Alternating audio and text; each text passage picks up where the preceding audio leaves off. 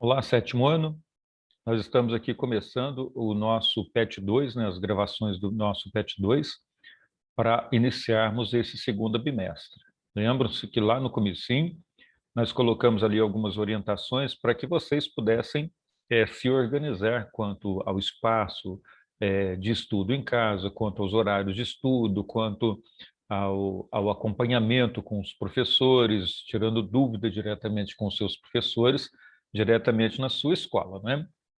Se você já conseguiu fazer isso, né, já conseguiu organizar o seu espaço, definir os horários de estudo, se está tendo esse acompanhamento, tirando as dúvidas diretamente com os professores na escola, ótimo, maravilhoso. Quem ainda não conseguiu, precisa correr atrás, precisa pedir ajuda para os pais, precisa se comunicar com a escola, precisa organizar esse material para buscar e levar na escola seus pets, ou se não quiser buscar o pet impresso na escola, pode ter o pet aqui diretamente pela internet, no Alfenas Educa, só colocar Alfenas Educa ali no Google, que você já vai direto ali para a página da Secretaria de Educação, tá?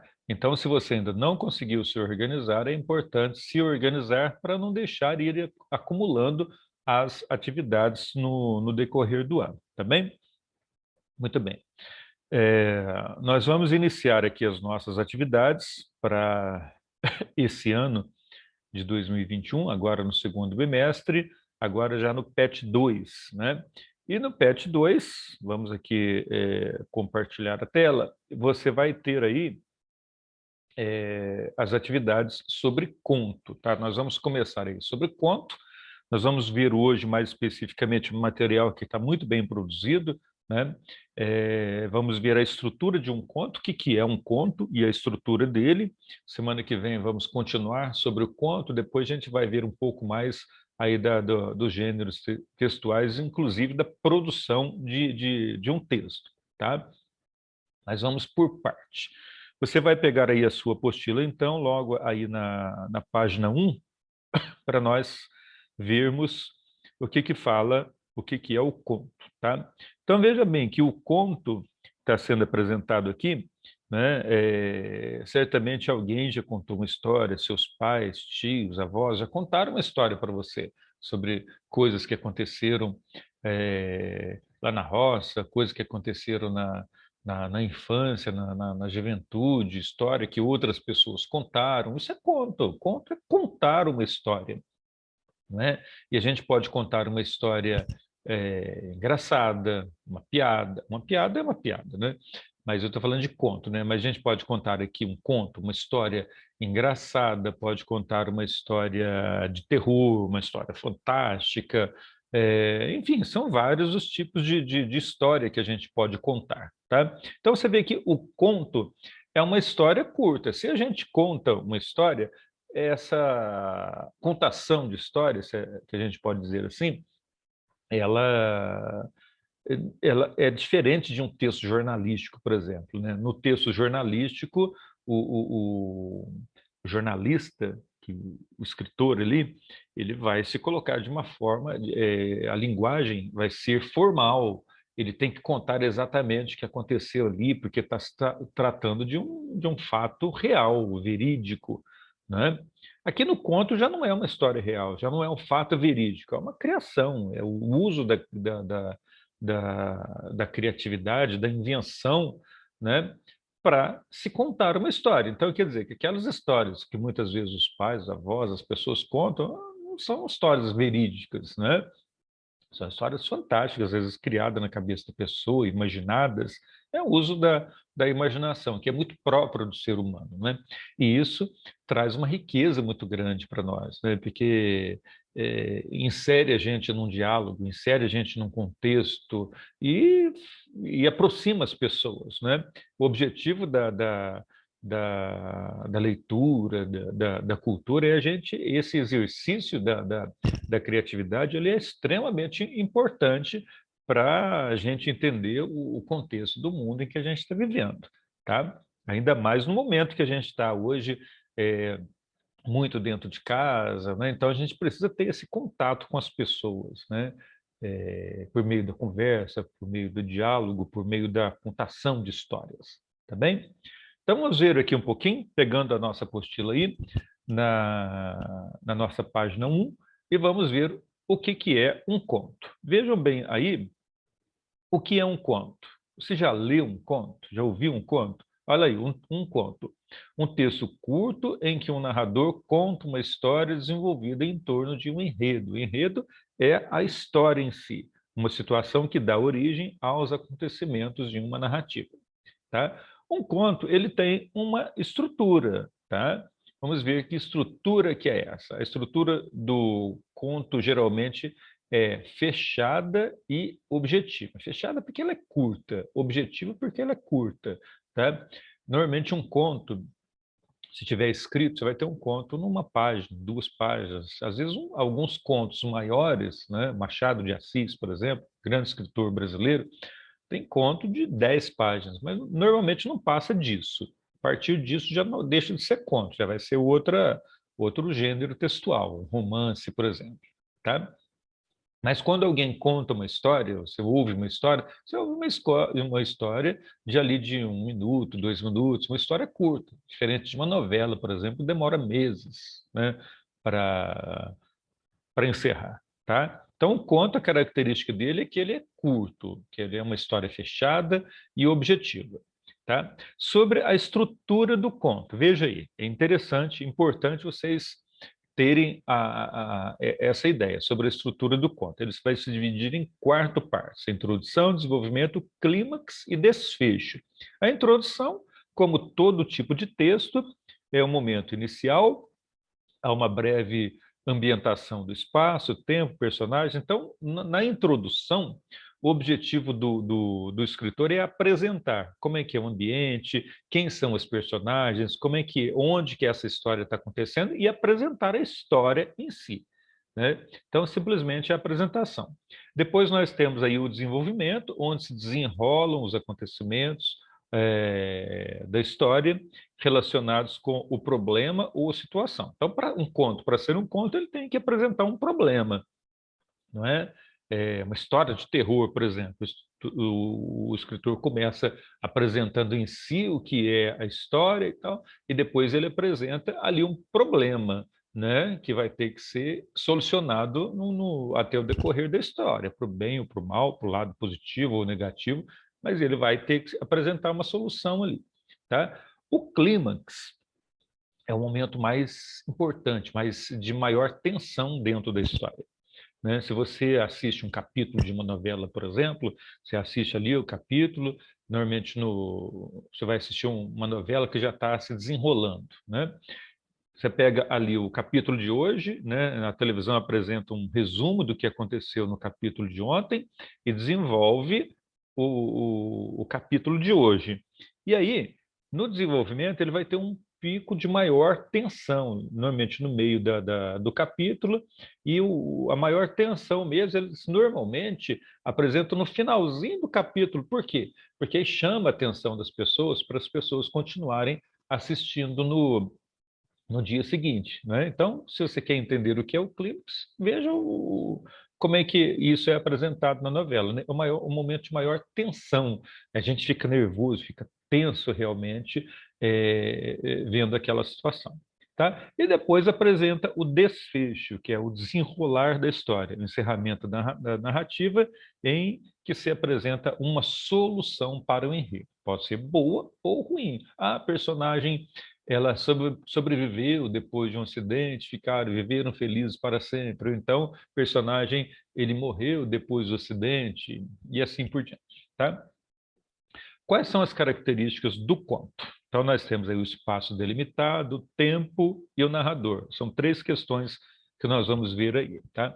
Acompanhe direitinho aí comigo na apostila para, desculpem, para você entender bem esses detalhes. Veja aí que nós colocamos aqui. Primeiro apresentamos o que é um conto, depois vimos a estrutura, a introdução, desenvolvimento, o clímax e o desfecho, né? E agora nós temos a característica. O espaço é delimitado. Lembra que eu falei lá que a história ela é uma história curta, então o espaço não pode ser muito amplo, né? O espaço vai ser uma casa, um cemitério, no caso de uma história de terror, vai ser uma praça, vai ser um lugarejo, uma roça, né? É um lugar pequeno, tá? Porque a história é curta.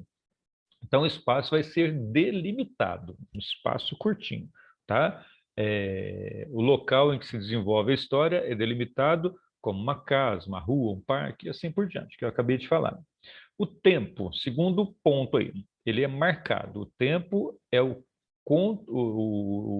tempo do conto é marcado. Isso quer dizer que é possível saber em que momento a história acontece. Esse tempo pode ser cronológico ou psicológico, tá? O tempo cronológico, cronos, a gente lembra do cronômetro, do relógio, tá? Então, o tempo cronológico é aquele tempo que acontece na ordem natural dos fatos, na ordem natural dos dias, das horas, dos momentos, tá? E o tempo psicológico é aquele tempo em que ocorre uma inversão da ordem natural, tá? Por exemplo, um personagem morreu e aí depois da morte dele ele começa a contar a história, né? Na ordem cronológica seria, ele começa a contar a história desde que nasceu, viveu, tal, tal, e depois morreu.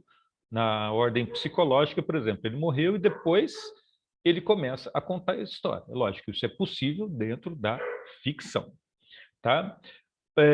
Quanto ao narrador. O narrador, a história do conto é contada por um narrador, que pode ser. Então, um conto é contada por alguém, né? Não é propriamente o escritor do texto, mas o escritor do texto, por exemplo, pega lá Machado de Assis, que é um escritor.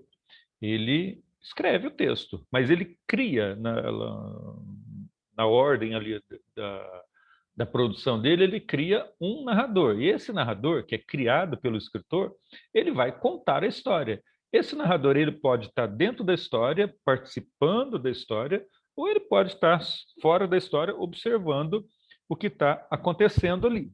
Tá? Então, para isso, nós temos aqui o narrador observador, o narrador personagem e o narrador onisciente. Presta bastante atenção nisso aqui, tá? O narrador, ó, eu falei para vocês que o narrador ele pode estar de fora da história, simplesmente observando uma história que está acontecendo com outros. Esse vai ser o nosso primeiro caso aqui, o narrador observador, tá? Olha lá.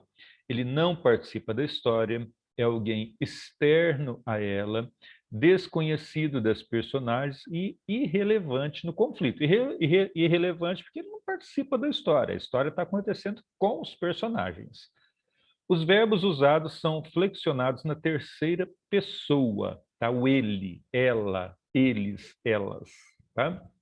É importante dizer que esse narrador conta apenas o que vê, desconhecendo o futuro ou os pensamentos das personagens. Ele só vê o que acontece e conta. Simplesmente está observando e contando. Por isso, narrador observador. Tá? Fácil, né? Já o narrador personagem, como o próprio nome está dizendo, ele é narrador e ele é também personagem. Ele está contando o fato de uma história e ele está também participando da história, tá? Ao contrário do narrador observador. Vejam aqui na explicação.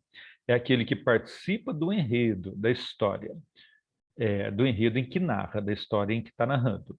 Os verbos utilizados são flexionados na primeira pessoa. Eu. Por quê? Ele está participando da história, né? Então, ele é também personagem. Então, ele vai utilizar a primeira pessoa, o eu. Agora, nós temos um terceiro tipo de narrador, que é o narrador onisciente.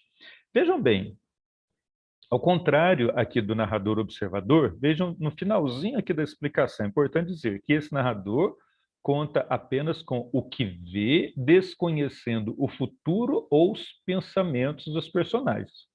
Já aqui no narrador onisciente, ele é uma espécie de narrador observador, né? Porque ele também não participa da história, da mesma maneira que o narrador observador. No entanto, diferentemente do observador, é um tipo que conhece passado, o futuro e o pensamento das pessoas. Então, veja bem, o narrador onisciente ele está de fora da história, assim como o narrador observador. Mas ele conhece o que vai, ele já sabe de antemão o que vai acontecer com aquele personagem, sabe até dos pensamentos. O narrador observador não sabe. Tá? Esse é a diferença entre o narrador observador e o narrador onisciente, né? Como se fosse uma espécie de Deus ali dentro da história, né? Ele conhece a personagem, sabe o que aconteceu, sabe o que vai acontecer com a personagem, tá? Então, são esses três tipos de narrador: observador, personagem e onisciente, né? Dando continuidade aqui, vamos ver aqui. Ah, passou de uma vez, né? Vamos voltar aqui para a gente encontrar de novo a nossa atividade. É o tipo de narrador, né? Agora, quanto aos personagens, vejam bem. Os personagens, grande parte dos contos contém poucos personagens. Como a gente já falou, como é uma história curta, tem que ter pouco, 1, 2, 3 personagens no máximo, tá? Porque como costuma ser um texto breve, não é possível incluir muitos personagens. O enredo que é a ordem, a história, os fatos que estão sendo contados ali, o conto apresenta sempre um enredo que é um problema ou uma situação que dá origem aos acontecimentos. Então, esse enredo ele pode ser linear ou não linear, tá? Linear, linha. Linear, você lembra de linha, tá?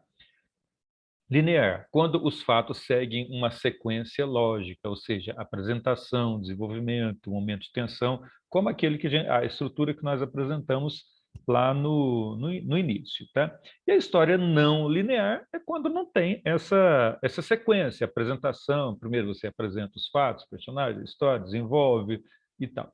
Quando você tem uma sequência que não segue essa ordem, aí você tem uma história não linear, não tem a ordem natural dos fatos. É como se fosse um tempo psicológico, por exemplo. Tá? Então vejam bem a explicação. Quando os fatos não seguem uma sequência lógica, ou seja, em vez de começar pela apresentação dos problemas da situação, pode começar pela solução e os acontecimentos são narrados ao longo da história. Então, você começa pela solução, depois ele vai desenvolvendo. Então, você já inverteu a ordem. Então, você tem aí um enredo não linear, tá? Nós temos aqui os tipos de conto, tá? Você vai ler aí com mais tranquilidade, tá? Então, você tem os contos realistas, os populares, os fantásticos, de terror, de humor, os contos infantis, os contos psicológicos, os contos de fadas, tá? Tá bem explicadinho aqui, tá? Você pega, por exemplo, aí os contos realistas, que narram situações realistas e não imaginárias, situações reais, que estão presentes aí no nosso dia, né? Contrário, por exemplo, os contos populares, os que narram histórias transmitidas de geração para geração. Quando os nossos avós, nossos tios contam as histórias para nós, são os contos populares, tá? Aí em cada uma delas aí, os tipos de contos, você tem uma pequena explicação, dá para vocês saberem bem, ok? As atividades estão relacionadas à explicação que nós estamos comentando aqui, tá? Vamos lá? Então vamos aí à primeira atividade. Os contos encantam as crianças através dos tempos, são passados de geração em geração pelos povos de diferentes culturas. Muitas pessoas têm os primeiros contatos com a leitura por intermédio dos contos. E você?